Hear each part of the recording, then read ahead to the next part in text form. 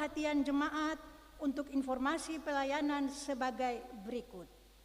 Dalam rangka pelaksanaan pekabaran Injil Klasis Kota Ambon di Jemaat Patah Hue Klasis Taniwel, maka tim mohon bantuan Bapak Ibu Saudara-saudari untuk menyumbang lewat amplop sehari berkorban yang diedarkan pada hari ini, Minggu 9 Juni 2024 dalam kebaktian pukul 09.00 WIB dan pukul 18.00 WIB. Terima kasih untuk bantuan Bapak Ibu Saudara-saudari. Tuhan Yesus memberkati. Kebaktian pemuda di Gereja Maranatha akan dilaksanakan pada hari ini, Minggu 9 Juni 2024 pukul 18.00 WIB. Mohon kehadiran para pemuda dalam kebaktian dimaksud. Penerimaan kolekte Minggu 2 Juni 2024 pukul 09.00 WIB sebesar Rp13.292.000. Syukur sebesar Rp5.140.500. Persepuluhan sebesar Rp2.470.000 dan sarana fisik sebesar Rp628.000. Penerimaan kolekte Minggu 2 Juni 2024 pukul 18.00 WIB sebesar Rp8.877.000.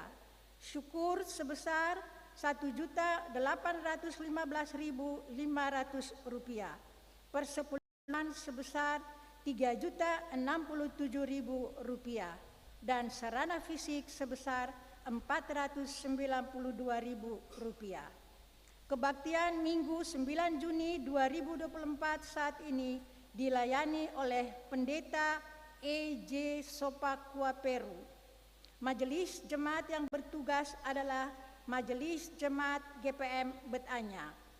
Pembacaan Alkitab dari 2 Raja-Raja pasal 2 ayat 19 sampai 22. Yang mengisi pujian dalam kebaktian ini puisi Dean Ishak, solo Vira Luhu 5. Lagu prosesi masuk para pelayan, nyanyian rohani nomor 5 bait 1 dan 7. Lagu untuk jabat tangan, nyanyian rohani nomor 173. Jemaat, setelah kebaktian akan dilakukan jabat tangan dengan para pelayan di pintu keluar. Karena itu, mohon jemaat menunggu para pelayan mengambil posisi di pintu keluar, baru jemaat menyusul. Demikian warta jemaat Majelis Pekerja Klasis GPM Kota Ambon. Atas perhatiannya kami ucapkan terima kasih. Selamat memaknai persekutuan dengan Tuhan dan sesama di kebaktian ini. Tuhan Yesus memberkati. Shalom. Ambon, 9 Juni 2024, Majelis Pekerja Klasis GPM Kota Ambon, Pendeta R.A. Rikumahu MTH, Ketua, Pendeta M. Takaria MSI, Sekretaris.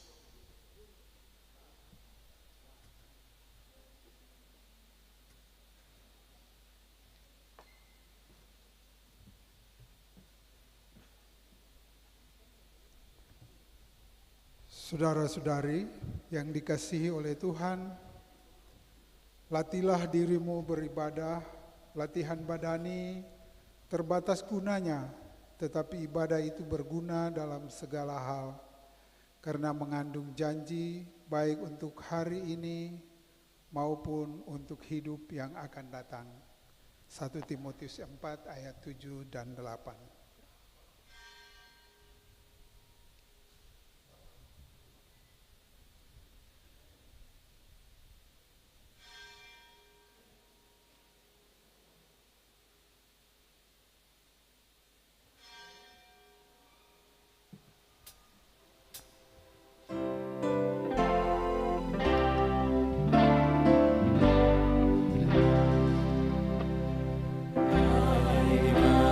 Tuhan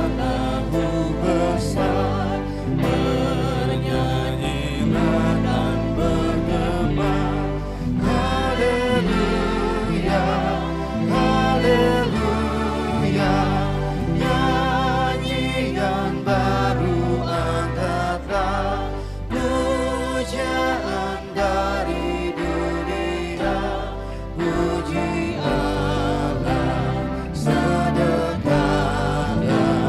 Haleluya, haleluya, haleluya.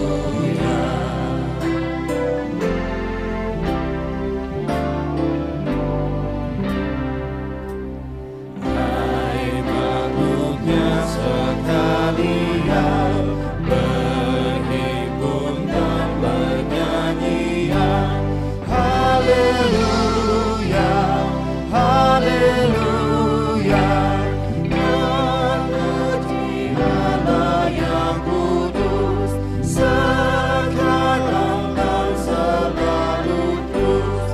Puji Allah sedekahnya.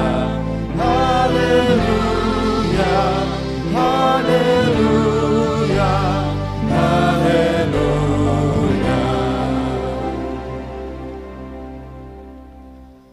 Jemaat yang dikasihi Tuhan, selamat pagi dan shalom. Mari kita mulaikan ibadah kita. Kebaktian ini berlangsung dalam tatanan kasih Allah Bapa Sang Pencipta, Tuhan Yesus Kristus Sang Penyelamat, dan Roh Kudus Sang Pembaru. Amin. Salam sejahtera bagi jemaat.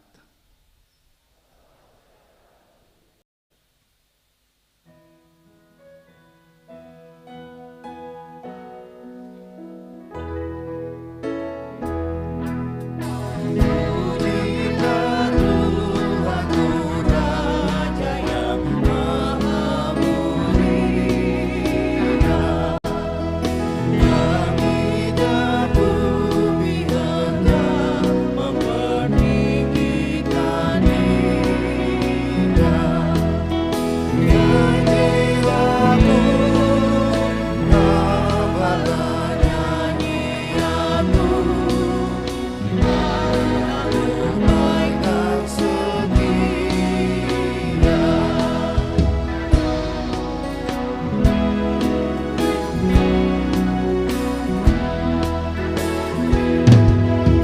Pujilah Tuhan yang telah memenuhi angkasa dengan segala mujizat dan kuasa. Hikmat besar, firman adil dan benar, yang memimpin keselamatan.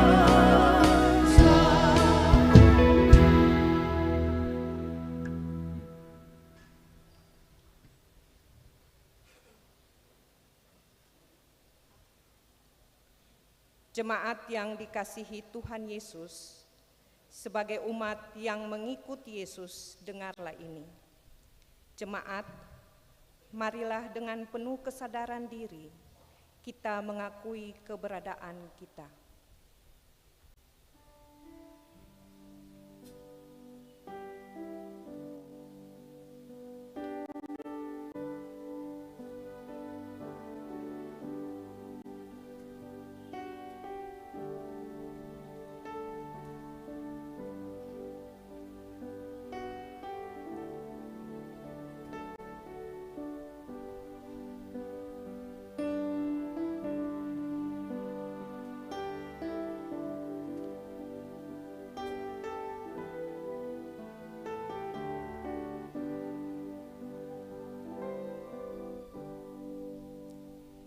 Ya Yesus, Engkau telah menebus kami, namun kami sering tidak menyadari betapa kasih-Mu yang besar, dibalas dengan sikap kami yang tidak setia.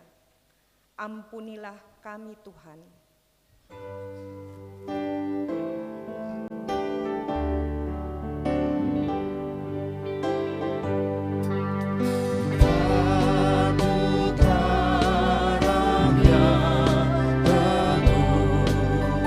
Engkau berlindung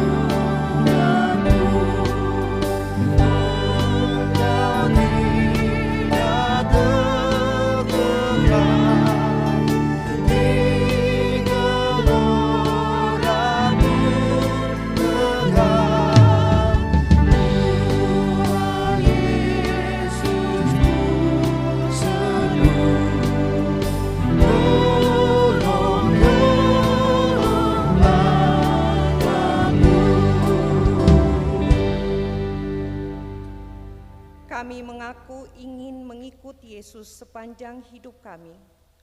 Namun terkadang pesona dunia membuat kami larut dalam menempatkan Engkau bukan pada posisi yang terutama. Mampukanlah kami Tuhan untuk menjadi abdi-Mu yang setia, menuruti teladan-Mu dan menyalurkan cinta kasih terhadap sesama dan ciptaan-Mu yang lain.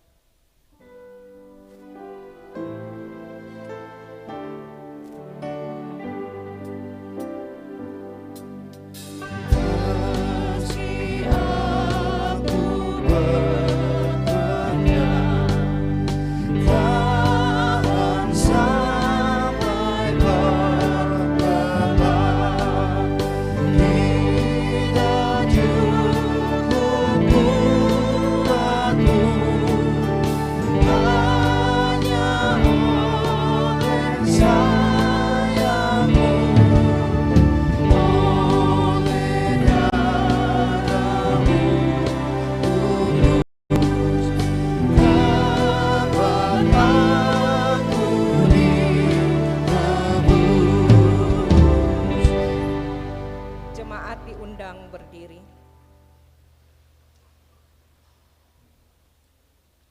Umat yang setia di jalan Yesus. Jemaat yang dikasihi Tuhan, mengikut Yesus berarti kita mempercayakan hidup sepenuhnya kepada Allah yang membarui dan memberi kekuatan kepada kita untuk setia melakukan kehendak-Nya yang menyelamatkan. Firman Tuhan, tetapi orang-orang yang menanti-nantikan Tuhan mendapat kekuatan baru. Mereka seumpama Raja Wali yang naik terbang dengan kekuatan sayapnya. Mereka berlari dan tidak menjadi lesu. Mereka berjalan dan tidak menjadi lelah. Yesaya 40 ayat 31.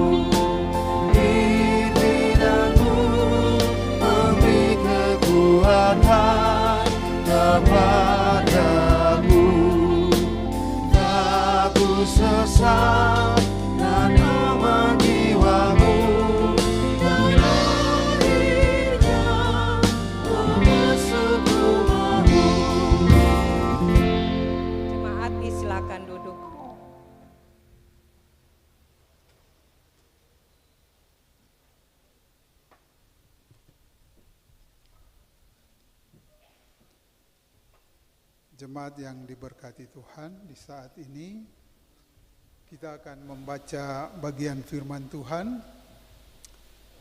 Firman Tuhan terambil baca dari kitab 2 Raja-Raja 2 ayat 19 berakhir pada ayatnya yang ke-22.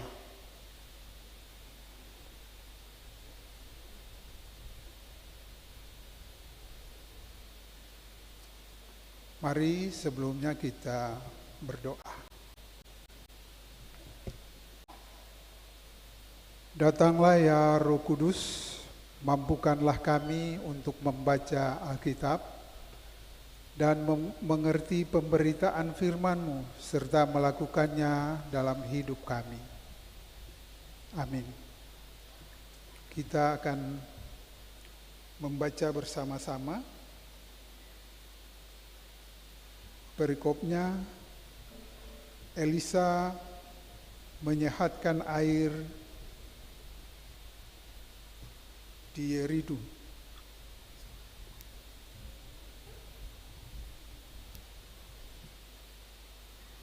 Kita bersama-sama ayat 19.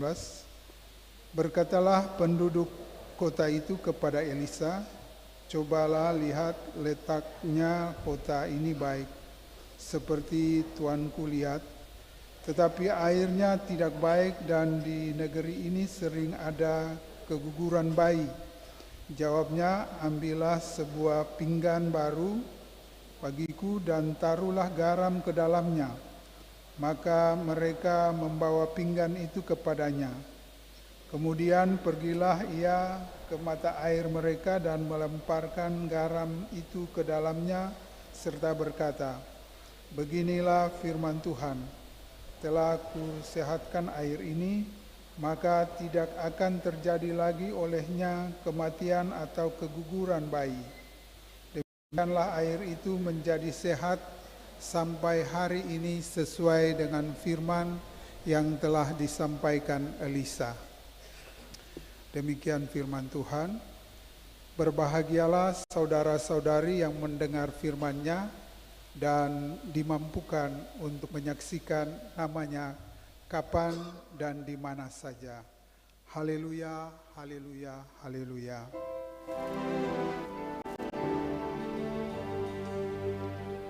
Haleluya, haleluya, haleluya.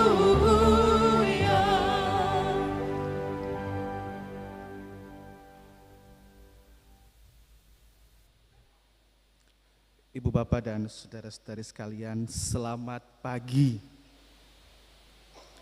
Selamat pagi. Bapak, Ibu, dan saudara-saudara, kalau kita mengucapkan selamat pagi, balasnya juga harus utuh selamat pagi.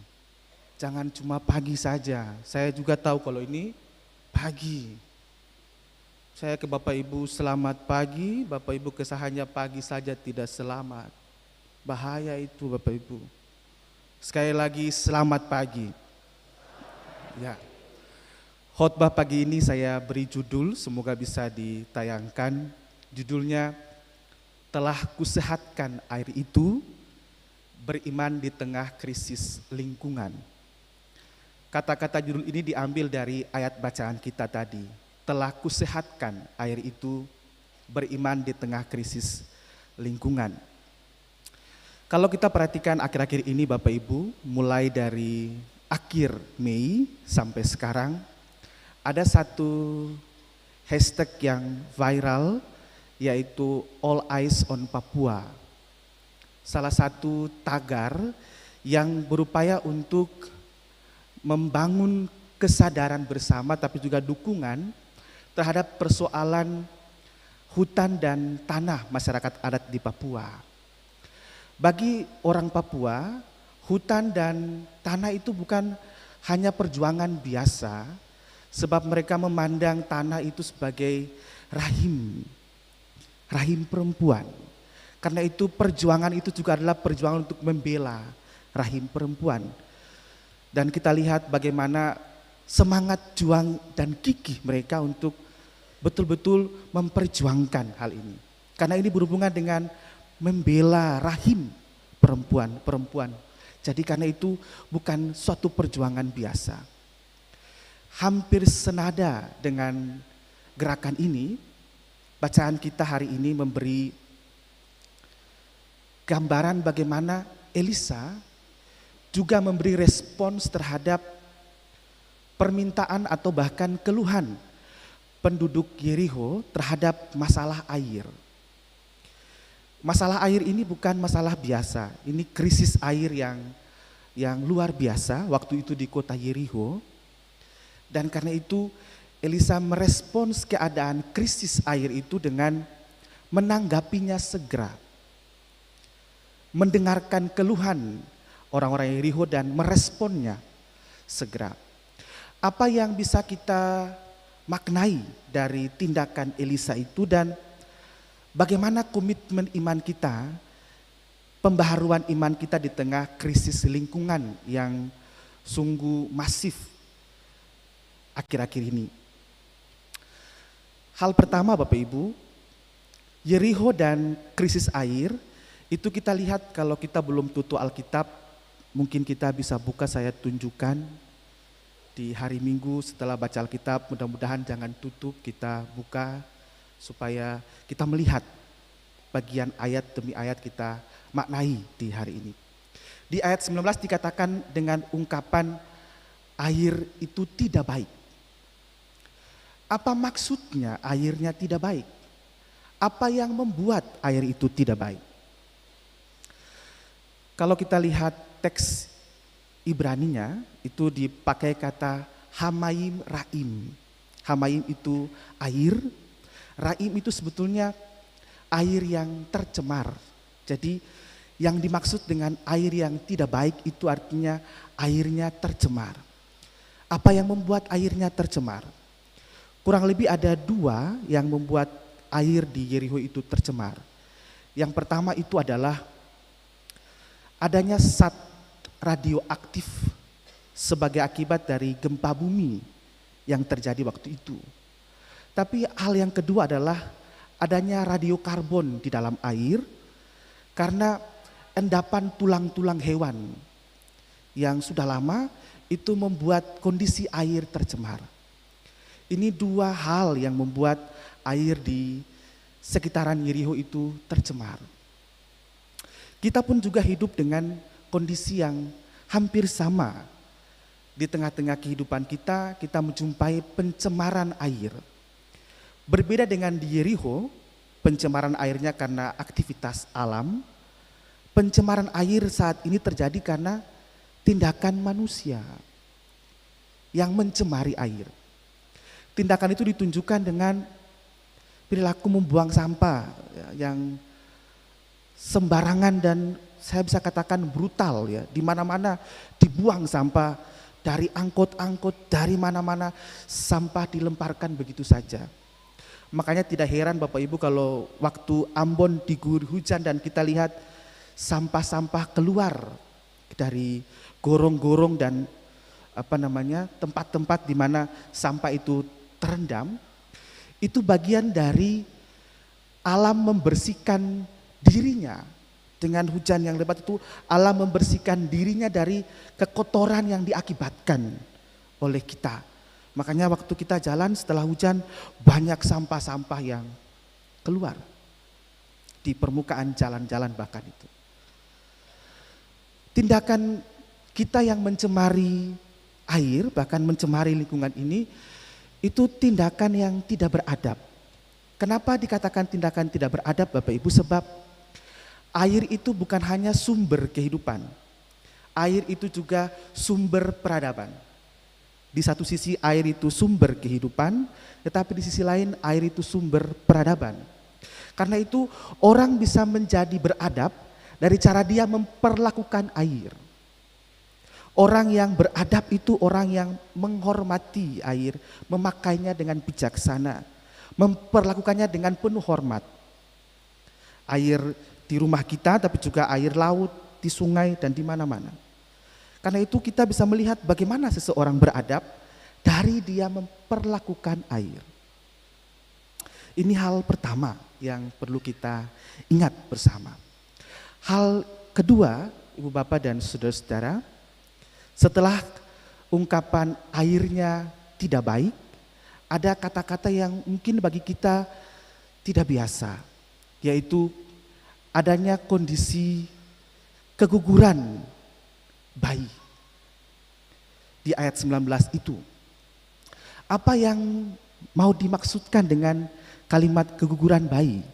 Apakah air yang tercemar tadi karena zat radioaktif atau radiokarbon itu sehingga membuat kondisi melahirkan itu menjadi berdampak pada keguguran? Ataukah ada hal lain? Kalau kita perhatikan pada bagian teks aslinya itu Bapak Ibu, ada kata-kata di situ diungkapkan dengan ungkapan haaretz melakalets. Itu artinya bahwa tanah itu tidak subur. Haaretz itu artinya tanah. Haaretz, tanah itu dalam pengertian tertentu, tapi juga haaretz bisa berarti bumi. Bumi yang tandus, tanah yang tidak subur, tanah yang tandus. Bagaimana hubungan antara keguguran bayi dan tanah yang tandus atau bumi yang tidak subur itu? Di sini kita lihat bagaimana bumi dimengerti sebagai rahim. Di dalam bacaan kita ini, bumi dipahami laksana rahim.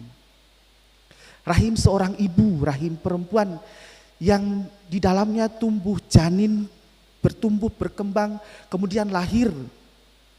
Demikian pula bumi. Dari bumi itu lahir kehidupan, bertumbuh dan berkembangnya kehidupan. Maka di sini dimensi keguguran bayi disejajarkan dengan kondisi tanah yang tandus atau bumi yang tandus itu. Karena itu beriman di tengah krisis lingkungan adalah beriman yang merangkul bumi, beriman yang merawat bumi, beriman yang merawat rahim, bumi sebagai rahim itu. Beriman yang menghormati bumi sebagai rahim kehidupan. Ini hal kedua yang perlu kita ingat bersama. Hal yang ketiga, Ibu Bapak dan Saudara, dari bacaan kita di pagi ini diungkapkan di sana setelah Elisa bertemu dengan Elia dan Elia terangkat ke sorga, maka tanggung jawab pelayanan itu dilakukan oleh Elisa. Dan karya pelayanan Elisa yang pertama adalah pelayanan kepada alam. Ini hal yang sangat menarik sekali. Pelayanan Elisa yang pertama adalah pelayanan kepada alam. Pelayanan yang memulihkan luka rahim kehidupan itu, yaitu kondisi air yang tercemar di Yeriho itu.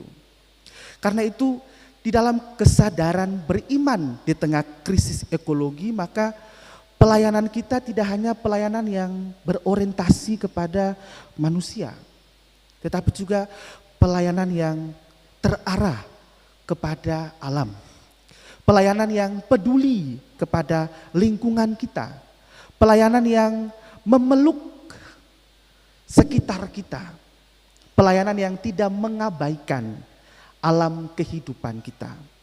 Sebab buah sulung dari pelayanan Elisa adalah justru pemulihan luka dari rahim kehidupan, rahim ibu bumi itu, yaitu pencemaran air yang terjadi waktu itu di Yeriho. Karena itu karya pelayanan kita juga adalah bagaimana melihat alam ini, peduli dengan alam ini, sebagai tanda kita melayani Tuhan. Tanda kita hidup melayani. Tanda kita hidup beriman. Hal yang keempat, Ibu Bapak dan Saudara-saudara, dari seluruh ungkapan itu ada bagian di mana dikatakan di ayat 19 bahwa letak kota Yeriho itu tidak menjadi masalah. Letak kotanya itu tidak menjadi masalah. Di ayat 19 itu ketika mereka datang kepada Elisa. Letak ini berhubungan dengan posisi. Posisinya tidak bermasalah. Yang menjadi problem adalah kontribusi. Airnya itu yang menjadi persoalan. Tidak bisa kita sangkali bahwa kehidupan kita akhir-akhir ini, bahkan seringkali itu kita berebut posisi sampai kita hilang kesadaran berkontribusi. Banyak orang tuh merebut posisi di mana-mana. Rebut posisi ini, posisi itu, merebut posisi. Setelah dapat posisi tidak bisa berkontribusi. Orang hidup untuk kejar posisi sampai lupa untuk berkontribusi. Karena itu beriman di tengah krisis lingkungan adalah beriman yang tidak mempersoalkan posisi, tetapi beriman yang mempertanyakan kontribusi. Apa kontribusi kita terhadap alam ini? Apa kontribusi kita terhadap krisis lingkungan ini? Kita tidak perlu posisi untuk bisa berkontribusi bagi krisis lingkungan ini. Kita harus berkontribusi dan bisa berkontribusi dengan tidak memperparah krisis lingkungan yang sudah masif ini. Ini cara kita berkontribusi. Saya tegaskan bagian ini penting, kita tidak perlu posisi untuk berkontribusi. Kita bisa berkontribusi terhadap kerusakan lingkungan yang maha dahsyat ini dengan tidak memperparah, bahkan membantu menanggulanginya bersama-sama keadaan krisis lingkungan ini. Hal yang terakhir Bapak Ibu dari khotbah ini, ketika ada keadaan krisis Ibu Bapak dan saudara-saudara, mungkin next slide, Elisa hadir dan memberi solusi. Beriman di tengah krisis lingkungan adalah beriman yang hadir dan memberi solusi. Tapi kehadiran Elisa yang memberi solusi ini Bapak Ibu bukan bahwa dia datang memberi solusi dan kemudian unjuk gigi atau bikin diri mengerti, beta ini penerus Elia, beta punya karisma, beta punya kehebatan. Bukan solusi dengan cara unjuk gigi atau bikin diri mengerti. Karena memang banyak sekarang kehidupan beriman diwarnai dengan gaya hidup yang mengerti. Hidup beriman itu Bapak Ibu yang sejati adalah kurangi mengerti dan cobalah untuk mengerti. Saya ulangi sekali lagi Bapak Ibu, hidup beriman yang sejati itu adalah coba kurangi mengerti dan cobalah untuk mengerti. Karena itu Elisa tidak menampilkan kesombongan dengan memberi solusi itu. Ditandai di mana Bapak Ibu? Di bagian ayat 20, Elisa meminta bantuan orang untuk mengambil pinggan baru itu atau mangkuk, kemudian meletakkan garam di dalamnya. Artinya dia hadir memberi solusi dengan melibatkan orang lain. Melibatkan orang lain bersama-sama mengatasi krisis. Sehingga tindakan mengatasi krisis bukan tindakan one man show begitu yang ditampilkan dan menunjukkan kehebatan. Tidak. Elisa malah justru melibatkan orang lain. Mengikut sertakan orang lain dengan terlibat mengambil pinggan baru dan meletakkan garam di dalamnya. Karena itu beriman di tengah krisis lingkungan adalah beriman yang melibatkan orang lain. Beriman yang mengikut sertakan orang lain di dalam gerakan bersama untuk mengatasi krisis lingkungan yang kita hadapi bersama. Sebab dengan mengikut sertakan orang lain maka kita menjadi orang-orang yang bergerak bersama mengatasi krisis ini. Kita menjadi orang-orang yang juga saling menanggung beban bersama. Krisis ini beban kita bersama. Dan dengan melibatkan, mengikut sertakan orang lain, kita menjadi orang-orang yang saling melihat keadaan kita bersama di tengah-tengah krisis ini. Solusi yang Elisa hadirkan juga Bapak Ibu, itu bukan solusi yang tiba saat, tiba akal. Kadang-kadang kita dalam kondisi-kondisi terjepit, bahkan krisis, kita kadang-kadang diserang dengan mentalitas ini. Tiba saat, tiba akal. Tidak begitu. Elisa tidak memberi solusi dengan gaya atau pola dan mentalitas tiba saat, tiba akal. Tetapi solusi ini didasarkan pada warisan masyarakat yang juga diterima. Cara untuk melemparkan garam ke air itu diyakini sebagai satu pola atau model kearifan lokal yang dihidupi bersama dalam komunitas waktu itu. Karena itu mengatasi krisis lingkungan, bahkan krisis air, pencemaran air, juga adalah dengan kita mengaktifkan, menghidupkan kembali kearifan lokal kita, cara berpikir kultur kita yang diwariskan oleh para leluhur kita. Sebab kita mengatasi krisis ini dengan cara-cara yang juga ramah lingkungan, cara-cara yang juga ramah terhadap alam. Akhirnya kita beriman di tengah krisis lingkungan ini, Bapak Ibu dan saudara-saudara, diawali dengan memurnikan hati kita dan sekaligus membaharui tindakan kita, aksi kita.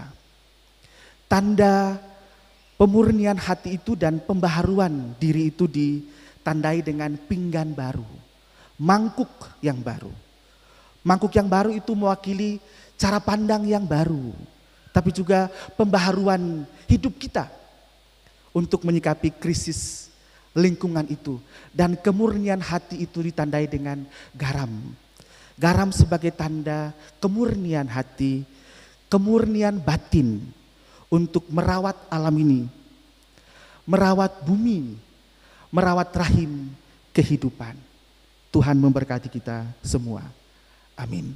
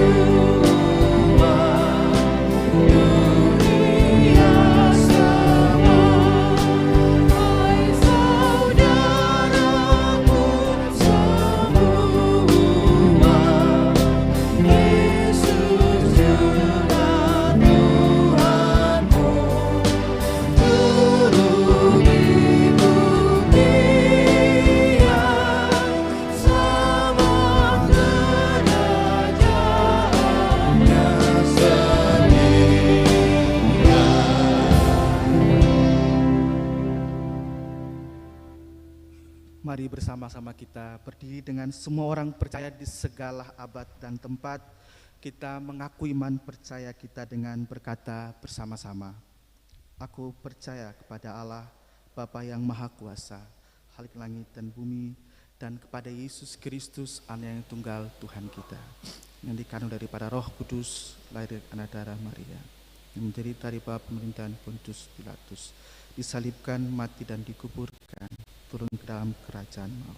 Pada hari yang ketiga bangkit pula dari antara orang mati, naik ke sorga, duduk sebelah kanan Allah, Bapa yang Maha Kuasa, akan datang dari sana untuk menghakimi orang hidup dan yang mati. Aku percaya kepada Roh Kudus, gereja yang kudus dan persekutuan orang kudus, pengampun dosa, bangkitan daging dan hidup yang Disilahkan duduk.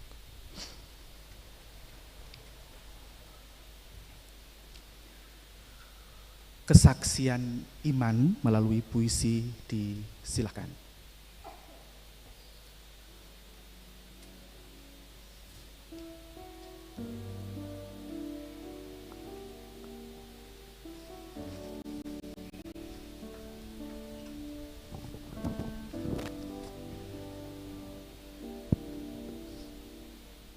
Tuhan dan Keadilan. Karya Dean Philip Ishak. Di balik pintu surga yang dihinggapi burung gereja, aku melihat Tuhan mengangkat tangan sambil bersabda, dari air mata Dewi Keadilan, aku menciptakan perbedaan sebagai anugerah yang merekatkan.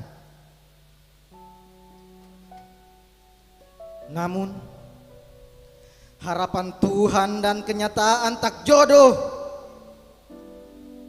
Manusia seringkali menjadikan perbedaan sebagai setan, bergentayangan di nurani siang malam, menghantui iman yang seperti anak kecil ketakutan.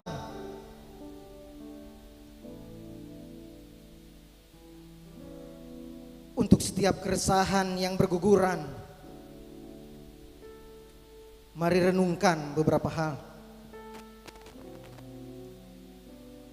Apakah yang salah jika kita berbeda? Bukankah Tuhan menciptakan perbedaan agar asinnya cinta mengawetkan persaudaraan? Agar asinnya cinta menjadi lautan kehidupan yang merawat hak asasi, yang merawat hak asasi, ya, merawat hak asasi.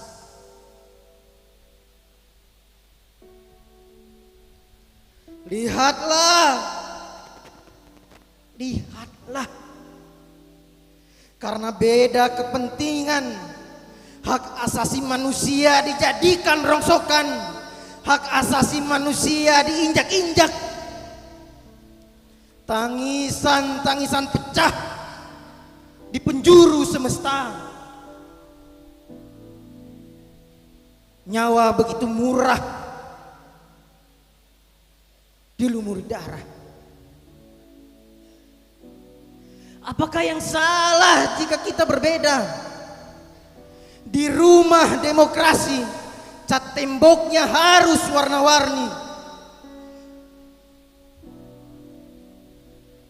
agar persatuan bisa bermain dengan nyaman di pekarangan,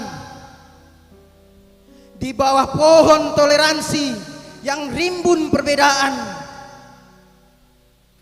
Berteduh, amat teduh.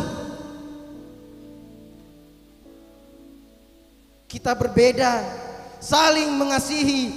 Kita berbeda, saling bergandengan. Kita berbeda, saling mencintai. Sebab perbedaan bukanlah setan, melainkan anugerah dan harmoni. Di balik celah pintu surga yang dihinggapi ulat sagu,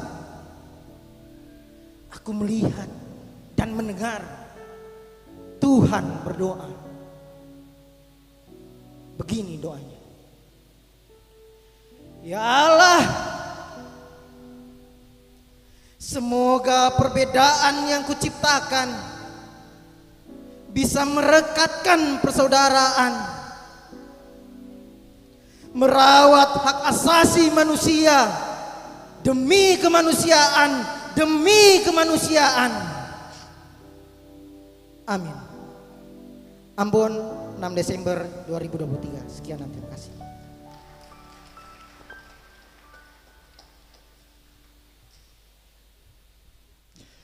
Ibu Bapak dan Saudara, kita akan siapkan tanda-tanda syukur kita, pemberian syukur kita kepada Tuhan, tapi juga kebersamaan kita dalam menopang pelayanan PI, tim PI Klasis Kota di Jemaat Patahuwe Taniwel, dan sebagai kebersamaan kita menopang dengan pemberian sehari berkorban.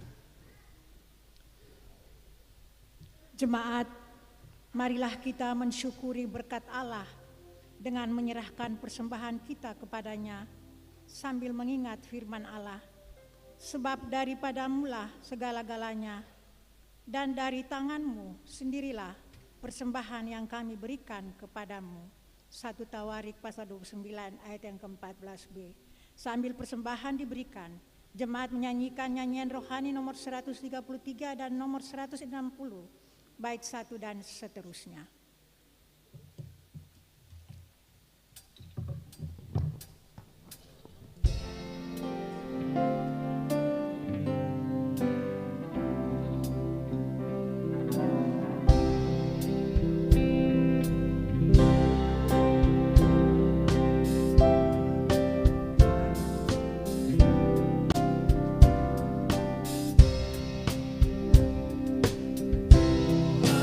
Ambil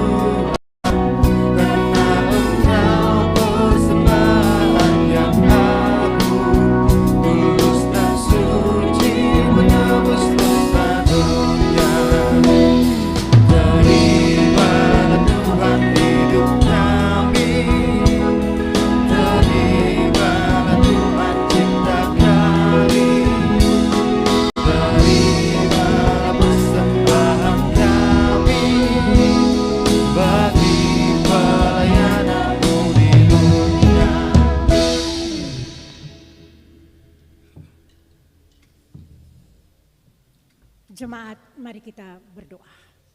Kami bersyukur kepadamu Bapa di surga atas kasih karunia, anugerah dan berkat-Mu di tengah-tengah kebaktian di pagi ini. Kami sudah memberikan persembahan syukur kami sebagai ungkapan terima kasih kami kepadamu atas begitu banyak berkat yang Tuhan berikan dalam kehidupan kami. Bapa, terimalah dan berkatilah persembahan syukur kami ini untuk dapat dipakai untuk pelayanan pekerjaan-Mu di tengah-tengah dunia ini. Dalam nama Tuhan Yesus korban yang hidup, kami berdoa dan mengucap syukur. Amin. Jemaat dipersilakan duduk.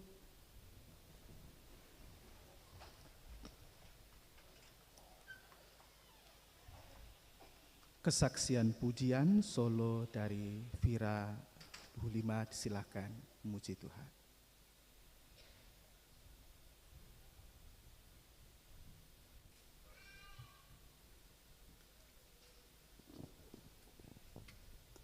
Shalom, selamat pagi jemaat. Kiranya pujian ini dapat menjadi berkat dan juga pengharapan untuk kita semua.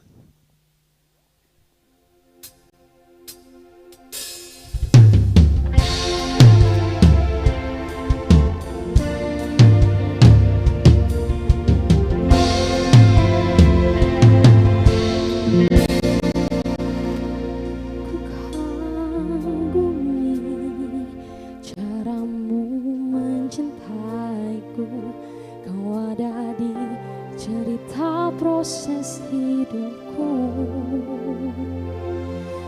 di titik terentakku, kau hadir untuk mengangkatku. Ku tahu kau tak menyerah akan hidupku.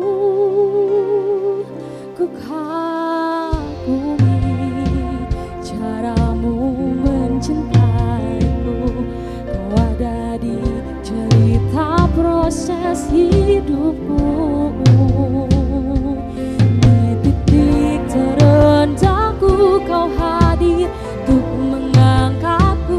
Ku tahu kau tak menyerah akan hidupku. Tak terbatas kuasamu,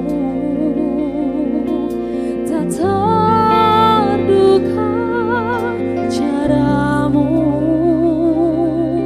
Kau yang ku andalkan di setiap langkah hidupku. Tak terbatas kasih-Mu, tak terduga jalan-Mu. Kau yang ku percaya di segala musim hidupku.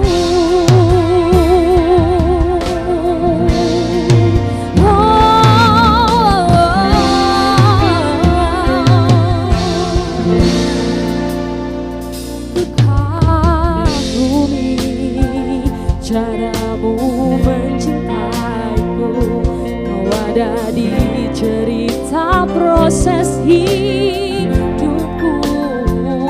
Oh, di titik terendahku kau hadir untuk mengangkatku. Ku tahu kau tak menyerah akan hidupku.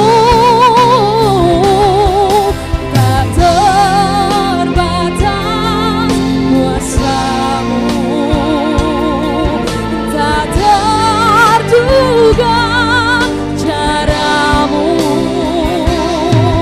Kau yang ku andalkan di setiap langkah hidupku.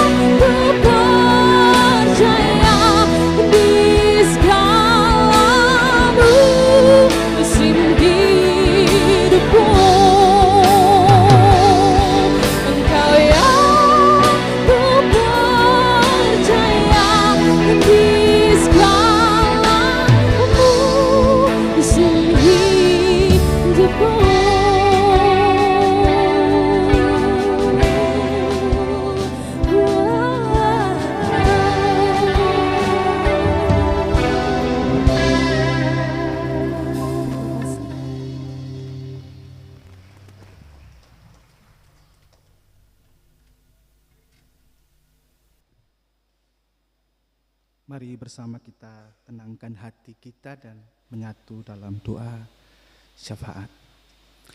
Ya Tuhan, kami bersyukur untuk segala kebaikan, penyertaan, lindungan, dan pemeliharaan Tuhan yang terus kami alami di kehidupan ini. Kami datang kepada Tuhan dengan segala beban-beban hidup kami, tapi juga ungkapan-ungkapan hati kami yang bersyukur untuk segala yang Tuhan buat dalam hidup ini, bahkan untuk setiap hal yang kami lewati dan alami bersama-Mu ya Tuhan. Karena itu kami mendoakan umat-Mu Tuhan, dengan kehidupan masing-masing mereka yang bekerja mencari nafkah untuk hidup ini. Tuhan mampukan dan hikmati kekuatan-Mu menjadi bagian mereka, sehingga di tempat-tempat pekerjaan, pengabdian, pelayanan, mereka melakukan segalanya dengan penuh tanggung jawab. Kami berdoa untuk setiap anak-anak Tuhan yang bertumbuh berkembang, tapi juga yang menempuh pendidikan dari level pendidikan paling bawah sampai dengan pendidikan tinggi, dengan jenjang-jenjang pendidikan mereka. Tuhan berkati dan hikmati dengan kecerdasan, kepandaian, ketekunan, keuletan, kegigihan belajar, tapi juga dengan kerendahan hati, menjadi manusia-manusia beriman yang juga sopan dan santun, penuh hormat pada orang tua, bahkan kepada semua orang. Anak-anak Tuhan yang bergumul dengan tahapan-tahapan akhir studi, penyelesaian tugas-tugas akhir skripsi, tesis, disertasi, tapi juga anak-anak Tuhan yang bergumul dengan komunikasi bersama dosen, pencarian data, pengolahan data-data, penelitian. Tuhan hikmati mereka, tapi juga penyertaan-Mu menguatkan mereka untuk menyelesaikan segala yang telah mereka mulai di jenjang-jenjang pendidikan, sebab Tuhan menyertai dan melindungi mereka, selalu membimbing mereka sampai tahapan akhir studi mereka. Yang sementara berupaya mencari pekerjaan, Tuhan tolong campur tangan terlibat, supaya ada tempat-tempat pekerjaan yang Tuhan perkenan bagi anak-anak Tuhan ini. Demikian pula biarlah Roh Kudus, daya kreatif ilahi itu membimbing anak-anak muda ini supaya kreatif, inovatif, melihat peluang pengembangan apapun yang bisa dikerjakan untuk hidup ini. Biarlah daya kreatif Roh Kudus itu membimbing mereka. Untuk semua orang-orang tua kami yang lanjut usia, kami bawa dalam doa ini Tuhan, berkati dan kuatkan selalu kehidupan mereka. Demikian pula yang bergumul dengan kondisi-kondisi sakit, bagian-bagian tubuh yang sakit, di dalam nama Yesus dipulihkan, dijamah, sembuh oleh bilur-bilur-Mu ya Tuhan. Kami yakin dalam pemulihan, dalam jamahan-Mu, kami mengalami keadaan dipulihkan, disembuhkan oleh Allah di surga. Kehidupan kami sehari-hari yang kami jalani dari waktu ke waktu, ada banyak pergumulan di dalam rumah-rumah tangga kami. Komunikasi kami yang tidak begitu baik di dalam keluarga, tapi juga komunikasi di tempat pekerjaan, di lingkungan-lingkungan hidup kami. Kadang-kadang karena kata-kata yang melukai hati seorang akan yang lain, menyinggung perasaan. Tuhan tolong kami supaya dengan cinta Tuhan menghangatkan kembali relasi kami seorang akan yang lain. Kami bersyukur bersama umat Tuhan yang terhimpun beribadah atas apa yang Tuhan kerjakan bagi hidup mereka. Hal-hal baik, prestasi-prestasi yang mereka alami, keberhasilan yang mereka raih. Mereka bawa seluruh ungkapan syukur itu kepada Tuhan. Perkenan Tuhan mendengarkan seluruh ungkapan syukur mereka. Demikian pula yang bergumul dengan beban-beban kehidupan yang berat, kami menopang dalam doa sebagai persekutuan umat Tuhan. Kami pun digerakkan untuk empati peduli, sekiranya kami bisa memberi kami bisa berbagi, kami membantu meringankan beban-beban sesama kami. Ya Allah di surga, Klasis Kota Ambon kami doakan, pimpinan Klasis bersama dengan program-program pelayanan, tapi juga agenda-agenda bersama. Tuhan berkati supaya seluruh upaya pengembangan pelayanan Klasis ini bermuara pada peningkatan spiritualitas umat-Mu, tapi juga supaya semua umat Tuhan ini beriman, berakar teguh di dalam Yesus. Aktivitas tim PI yang akan melangsungkan kegiatan PI di Jemaat Patahui Klasis Taniwel, Tuhan memberkati seluruh rencana dan upaya melakukan kegiatan ini sebagai bagian dari kebersamaan dan kepedulian dan kehadiran persekutuan sebagai tubuh Kristus. Kami berdoa untuk para pendengar setia dari RRI Ambon yang juga turut hadir mendengarkan rangkaian ibadah di pagi ini. Pimpinan RRI Ambon bersama dengan staf kami doakan Tuhan berkati para pemimpin kota ini, provinsi. Tuhan hikmati mereka supaya kehadiran mereka memberi kontribusi menjadi berkat bagi kemuliaan Tuhan. Terima kasih untuk sapaan firman-Mu yang mengingatkan kami untuk menjadi orang-orang yang beriman di tengah krisis lingkungan. Kami membaharui komitmen-komitmen kami. Kami berpegang pada firman-Mu dan seturut firman Tuhan, kami membaharui kehidupan kami, cara hidup, perilaku, dan tindakan kami dari waktu ke waktu yang lebih baik, ramah kepada lingkungan ini, penuh cinta kepada alam ini, merawat bumi, merawat rahim kehidupan ini. Ini seluruh doa dan ungkapan hati kami Tuhan. Ampuni segala dosa yang tidak berkenan di hadapan-Mu. Demi Kristus Yesus Tuhan kami bawa doa dan ungkapan syukur ini kepada Allah di sorga. Amin. Mari bersama-sama kita berdiri.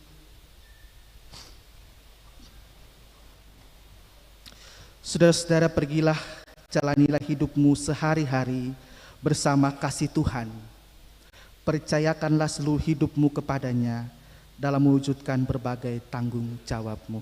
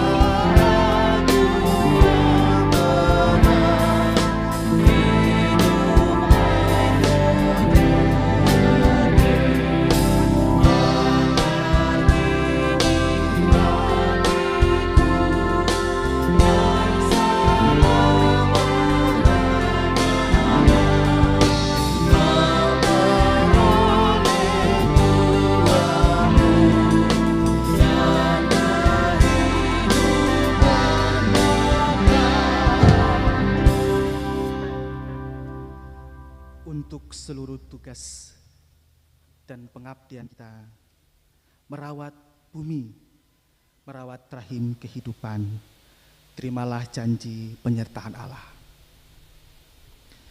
Kasih karunia Tuhan Yesus Kristus, kasih Allah Bapa, dan persekutuan Roh Kudus menyertai jemaat hari ini sampai selama-lamanya.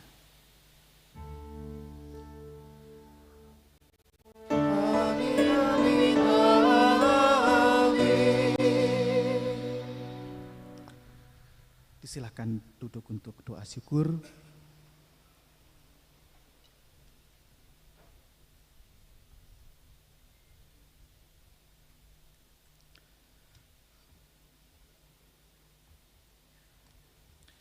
Ibadah kita selesai, selamat pagi dan shalom.